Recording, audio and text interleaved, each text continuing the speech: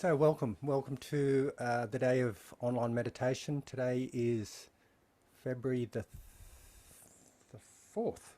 Yeah, the February the 4th, 2023. And thank you for logging on. Today, I will record today, but not all of, not everything that happens on the screen.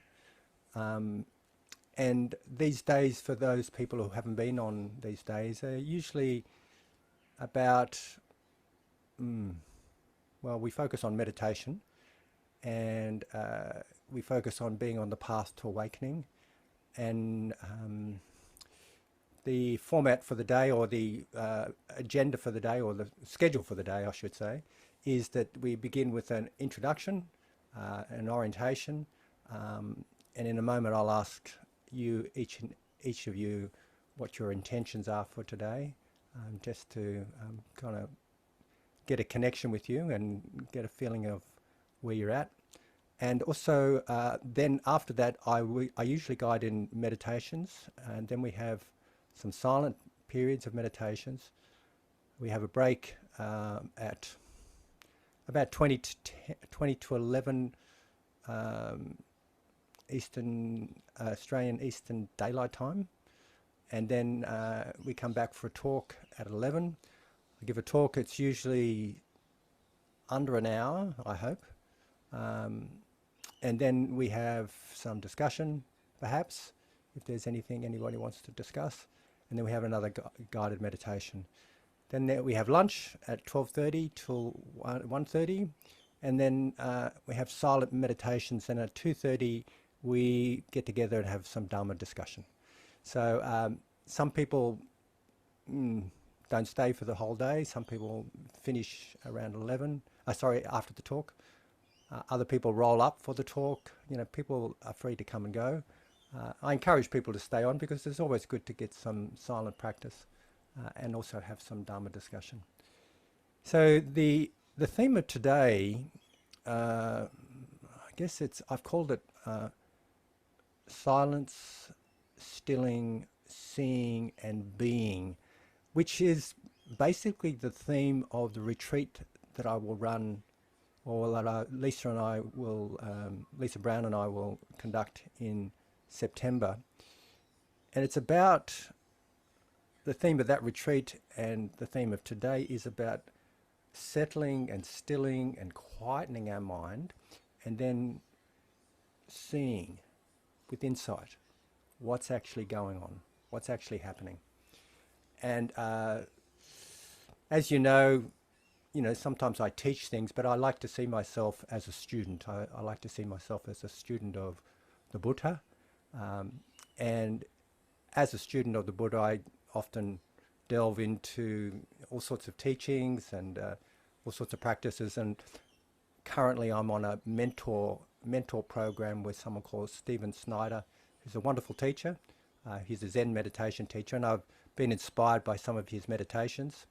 And so I'm kind of bringing together a lot of things. So when I do these days, what I do basically is invite you to come with me on my journey, which is the journey on the path to awakening. And I share with you what I know. So I'm a fellow student with you guys, but I might be kind of teaching what I know, if that makes sense. So today, they'll be giving you 3 guided meditations. This is what I'm thinking. And the first guided meditation will be an invitation for you to become very quiet and still and calm. And that's my dog in the background. He's part of life. So you'll probably hear him. Can you hear him? Dog bark in the background? Yeah. So you'll hear him on and off. Sometimes he comes and joins me in the day. Often he just sits outside my door, which is just over there, and barks at things. Barks at things about 3 kilometres away that are, somebody farted on the hill this morning at 5 a.m. and he was out there barking at it. So he barks. He tends to protect us, and it is just what's happening. He's being his Buddha nature of a dog. So when you hear the barking through the recording or through the microphone, that's what it is. It's just Buddha nature. So coming back to our guidelines for today, the first guided meditation will be about stilling and quietening our minds. And I will invite you, probably what I'll do it. Well, hi Liliana. I will invite you to perhaps the first 9 steps of the 16 steps of mindfulness of breathing. And these 9 steps involve relaxing the body, experiencing joy, establishing mindfulness, relaxing the body, experiencing joy and happiness, then settling and calming the mind or mental objects, mental phenomena, and then seeing, sort of being with the knowing mind, the knowing of the mind. And throughout that process, I'll invite you to listen to silence. I'll invite you to listen to the silence of things. What we have is a lot of noise in our lives. Like for me, there's fans blowing and dogs barking and various things happening in the environment, and me talking. Underneath that, though, there is a silence. It's just that we don't often pay attention to that. So I'll invite you to listen to the silence. And when with serenity meditation, which is what we'll begin with, it's often talked about as focusing attention on something that's not moving, something that's still. Now, this is tricky when you think about mindfulness of breathing, because mindfulness of breathing or attending to the breath or concentrating on the breath, mindfulness of breathing and concentrating on the breath are two separate. They're connected, but they're different aspects of the same thing. When we talk about concentrating on the breath, what we see is that it's moving. So if we want to find stillness, what do? Well, what I will invite you to do is to pay attention to the knowing, the mind, the awareness that knows the movement of the breath. So in that way, your mind can be still in that knowing. So that's something else I'll invite you to do in the first meditation. The second meditation, I will invite you to practice. Often it's understood as one of the 4 Brahma Viharas, or one of the 4 divine abodes, metta, which is warm benevolence. I'll invite you to practice a metta meditation, but in this case, it's a particular angle on that metta meditation, which is connecting with one's innate goodness. Innate goodness is really a wonderful thing. Stephen Snyder introduced me to this particular aspect of meditation, and I found that I've been doing it all along anyway, but it's just a particular perspective on it, which is really lovely. It's really wonderful. And one way we can describe innate goodness is how I heard it with Migyur Rinpoche on a course that I'm attending with Migyur Rinpoche and Analayo Bhikkhu right now. It's an online course.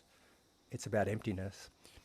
And when he was asked about innate goodness, what does that mean?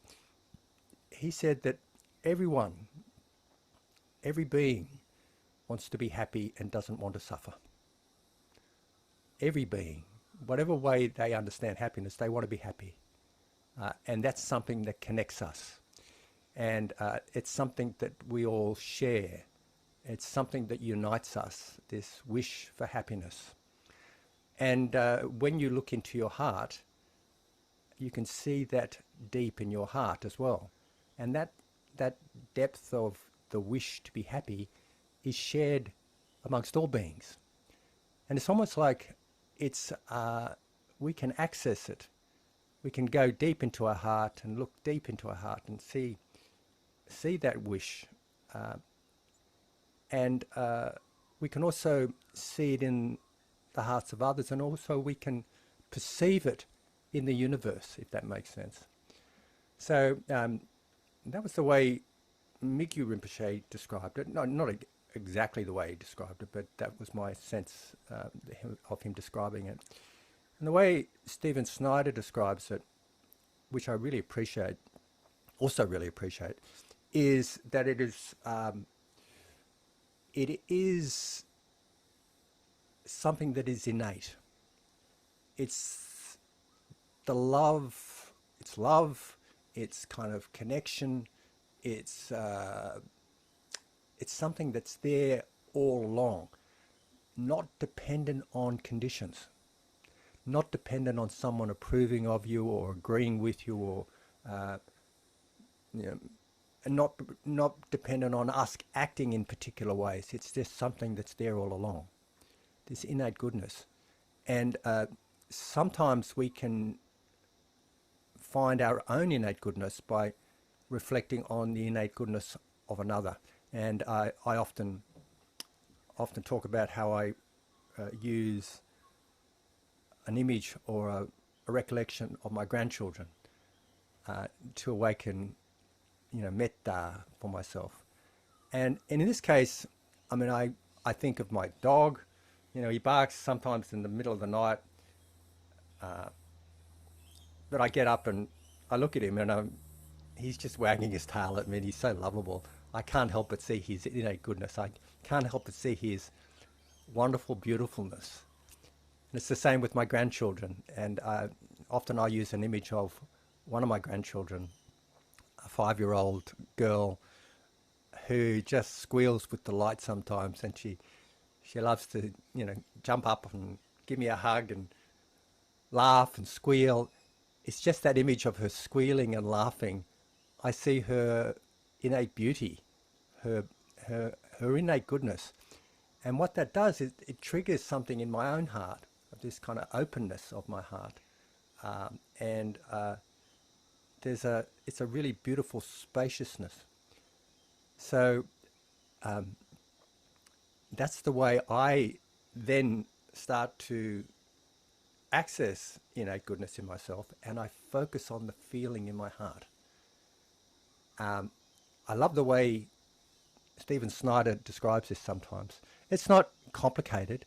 It's not, deeply philosophical or anything like that. It's just managing to access that sense of spaciousness, that sense of openness, that sense of buoyancy and lightness, that sense of happiness that we have in our heart.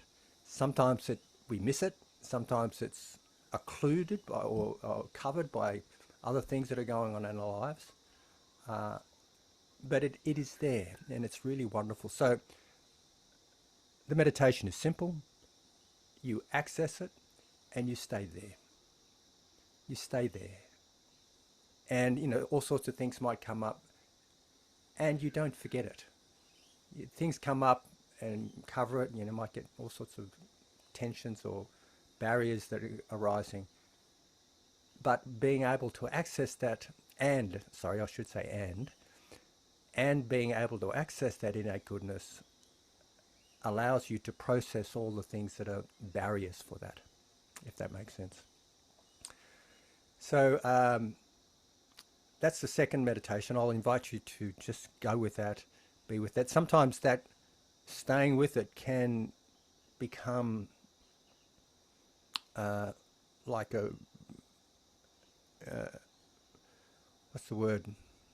Stimulate or allow you to access a greater perspective of innate goodness, so that the barriers between self and other dissolve away and it becomes boundless. And as I'll explain in the talk, innate goodness, or accessing innate goodness, is a manifest side of the absolute. I mean, I'll talk about this a little bit later. Meaning, it is when we can access an awakening experience, for example, or access nibbana, it's what comes out of that. It's something that manifests out of that, this sense of connection and love that's unified and connected with all things. Um, so, in some respects, accessing innate goodness is a portal to awakening, a portal to the absolute, um, the experience of nibbana. Okay, so that's the second meditation. Then I'll invite you to practice a little bit in silence, and then I'll give a talk, and the talk will be about. I'll give a kind of a potted history of Buddhism, actually, and going through the different developments of it, and then arrive at um, a meditation that I particularly appreciate and enjoy, which I think is a wonderful meditation, which is being present with the experience as it arises. Um, in in Theravadan Buddhism, it's called signless samadhi, which some of you will be familiar with because you did the emptiness retreat with me. Um, the in Zen Buddhism, it's called shikantaza, and in Chan Buddhism, it's called silent illumination. And I'll explain this a little bit later. After the talk, we'll have some discussion and another guided meditation. So that's the outline for today. Uh, Before I continue, I'd just like to get a sense of where everyone is at and what they would like from today. Yeah, it's like not great long stories, but just a few words, if that's all right. And I'll turn off the recording for this. So, so maybe you can say where you're at physically, like in Tasmania or you know Lismore or wherever, but also just a few words about where you are, where your state is at, right? Where your mind is at right now, and what you would like, what you aspire to for today. What would you like to? I can't, it's not like saying what do you want to get from today. It's more like what you aspire to for today, if that makes sense. Okay, so I'm just going to turn off the recording and I'll open the mic up for anybody. Just a couple of minutes.